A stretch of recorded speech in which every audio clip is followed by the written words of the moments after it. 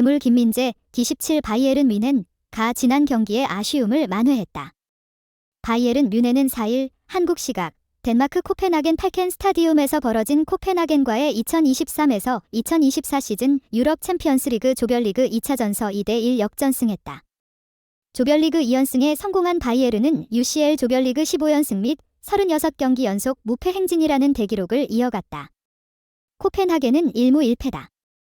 김민재는 이날 선발 출전에 나무랄데 없는 활약을 펼쳤다.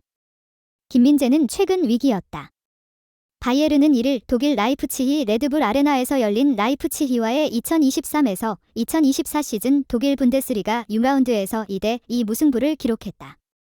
바이에른은 이날 무승부로 개막 후 6경기 무패 행진을 이어갔지만 순위는 3위로 추락했다. 바이에른은 이날 수비가 흔들리며 고전했다. 전반 20분 로이스 오펜다에게 선제골을 내준 바이에른은 6분 뒤 카스텔로 루케바에게도 골을 허용했다. 후반 12분 해리 케인의 페널티킥 추격골과 25분 르로이 자네의 동점골로 가까스로 무승부를 기록했다. 이날 김민재는 다요 우파메카노와 호흡을 맞췄다. 90분 풀타임을 소화하며 태클 2회, 걷어내기 2회, 가로채기 2회 등을 기록했다. 패스 성공률도 92%를 찍었다. 유럽 축구 통계 사이트 후스코어드닷컴은 김민재에게 평점 6, 5를 부여했다. 또 다른 통계 매체 풋몹의 평점은 7, 3이었다. 김민재는 이날 경기 최다인 11번의 리커버리를 기록했다. 경기 후 불똥은 김민재에게 튀었다. 실점 장면 때문이었다. 오펜다에게 선제골을 내주는 장면에서 김민재가 끝까지 따라가서 막으려고 했지만 슈팅은 발을 맞고 굴절돼 그대로 골문 안으로 빨려 들어갔다. 두 번째 실점에서는 스벤 울라이히의 미스가 컸다. 공을 놓친 울라이히의 미스에 김민재가 놀라 몸을 날렸지만 이미 상대가 슈팅을 날린 후였다. 김민재는 아쉬움에 두 손을 번쩍 들었다.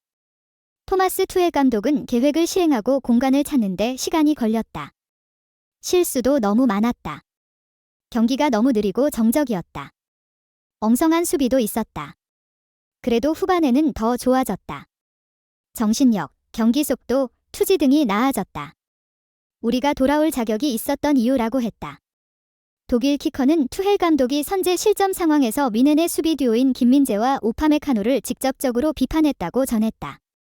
매체에 따르면 투헬은 김민재는 1대1로 나갈 이유가 전혀 없었다. 우파메카노는 김민재를 지키는 걸 고사하고 나가서 공간을 내줬다라고 둘을 비판한 것으로 알려졌다.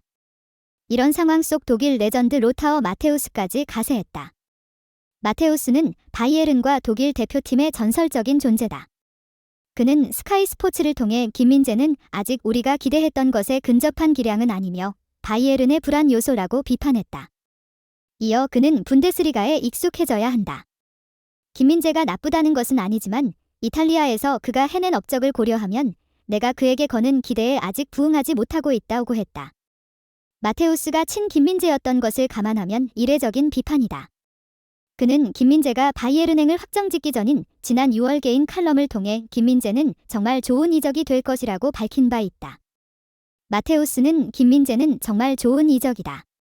그는 나폴리에서 환상적인 시즌을 보냈고 그 이유만으로도 그는 바이에른에 매우 적합할 것이라고 했다. 리카 에르난데스 대신 바이에른에 합류하는 김민재가 좋은 활약을 펼칠 것이라 기대했다. 투헬 감독은 김민재와의 만나며 어린아이처럼 기뻐했다. 투헬 감독은 첼시 시절부터 김민재를 주시한 것으로 알려졌다. 그는 첫 만남에서 김민재를 보자 다가가 활짝 웃으며 끌어안아줬다.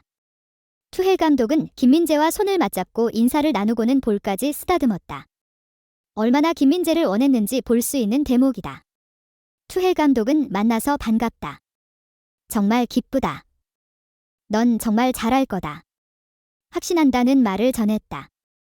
이어 기회가 될 때마다 김민재에 대한 칭찬을 아끼지 않았다. 투헬 감독은 김민재는 진정한 남자다. 키도 크고 스피드도 빠르다고 칭찬하면서 이곳에 와서 정말 행복하다. 김민재와 몇 번 영상통화를 했다. 그는 이미 준비가 돼 있다라고 말했다. 이어 나는 그를 사랑한다라며 그는 너무 침착하고 바르다. 그의 표정, 멘탈, 게임, 패스까지 너무 루즈하지도 않고 높지 않으며 특이하지도 않다. 이는 내가 빌드업에서 정확히 원하는 것이기 때문에 너무 좋다고 했다. 이어 김민재에게 원하는 부분이기 때문에 정말 좋다. 그의 수비는 매우 용감하고 빠르다. 팀에 도움을 주고 있으며 김민재는 항상 어깨 너머로 도울 수 있는 곳을 찾는다고 칭찬했다. 하지만 아쉬운 경기로 인해 기류가 바뀌는 분위기다. 김민재를 향해 찬사 일사였던 독일 언론의 반응도 비슷하다. 바이에른 입장에서 김민재의 활약은 대단히 중요하다. 바이에른은 올 시즌 절치부심하며 트래블을 노리는데 수비의 역할이 중요하다. 데 리흐트가 보름 전 무릎 부상으로 빠진 상황에서 팀에 복귀할 가능성이 생긴 보아텍 역시 당장 경기를 나설 수 없는 것으로 전해졌다. 데 리흐트의 경우 무릎 부상으로 아직까지 고통이 크며 무릎을 제대로 움직이는 것이 어려운 것으로 알려졌다. 김민재의 능력은 설명이 필요 없다. 김민재는 지난 시즌 수비의 본고장 기탈리아에서 수비의 왕이 됐다. 김민재는 단 한 시즌 만에 이탈리아를 정복했다. 김민재는 2022에서 2023 시즌 세리에 A 최우수 수비수상을 수상했다. 김민재는 팀 동료 지오반니 디 로렌초, 나폴리와 AC 밀란의 특급 풀백 테오 에르난데스를 제쳤다. 2018에서 2019 시즌 처음 제정된 세리에 A 최우수 수비수상을 아시아 선수가 수상한 것은 김민재가 최초다. 우승팀 멤버가 이 상을 차지한 것 역시 역사상 처음 있는 일이다. 김민재는 빗장 수비를 탄생시킨 수비의 본고장 기탈리아에서 수비를 가장 잘하는 선수가 됐다. 김민재는 세리에 A 공식 노래의 팀에도 선정되며 올 시즌 세리에 A 최고의 선수 중 한 명임을 재확인했다. 김민재는 2022에서 2023 시즌 최고의 활약을 펼쳤다. 김민재는 지난 여름 나폴리 유니폼을 입었다. 레전드 칼리두 쿨리발리를 첼시로 보낸 나폴리는 대체자로 튀르키예 페네르바체에서 한 시즌 동안 최고의 모습을 보인 한국인 센터백을 낙점했다. 나폴리는 바이아웃인 2천만 유로를 지불하며 스타드 렌의 적극적인 구애를 받던 김민재를 하이제킹에 가까운 움직임으로 영입했다. 이 선택은 결국 최고의 한 수가 됐다. 생소한 왼쪽 센터백으로 선 김민재는 시즌 초반부터 맹활약하며 빠르게 중심으로 발돋움했다.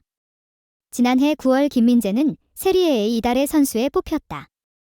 2019에서 2020 시즌부터 시상한 세리에 A 이달의 선수에 아시아 국적 선수가 선정된 것은 김민재가 최초였다.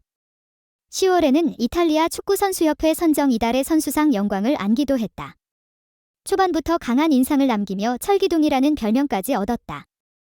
리그 35경기에 출전한 김민재는 각종 통계 사이트에서 세리에 A 센터백 중 평점 1위에 올랐다. 이탈리아를 넘어 세계 최고의 센터백이라는 평가까지 받았다. 공격적인 루치아노 스팔레티식 전술 속 김민재는 공격적인 수비로 놀라운 성과를 이뤄냈다. 파비오 칸나바로, 알렉산드로 코스타쿠르타 등 레전드들의 칭찬 릴레이가 이어졌다. 맨시티의 후벤 디아스, 존 스톤스, 바르셀로나의 로날드 아라우호, 레알 마드리드의 에데르 밀리탕 등과 함께 올 시즌 최고의 센터백으로 불렸다. 단 한 시즌의 활약이었음에도 불구하고 나폴리 역대 베스트 11에 거론될 정도다. 김민재의 맹활약 속 나폴리는 33년 만에 감격스러운 리그 우승 트로피를 차지했다. 나폴리가 우승을 차지한 것은 레전드 고 디에고 마라도나가 활약하던 1986에서 1987 시즌, 1989에서 1990 시즌 이후 세 번째다. 김민재는 한국인 최초로 스쿠데토를 차지했다. 유럽 5대 리그 기준으로 한국인이 우승 트로피를 차지한 것은 맨유의 박지성, 바이에른 뮌헨의 정우영 이후 세 번째다. 수비수로는 첫 번째 우승이다. 아시아 선수가 세리에 A 우승을 차지한 것도 2000에서 2001 시즌 에즈로마의 나카타 히데토시 이후 처음이다. 김민재는 이 같은 활약을 인정받아 발롱도르 후보에 올랐다. 한국 선수로는 5번째 쾌거다.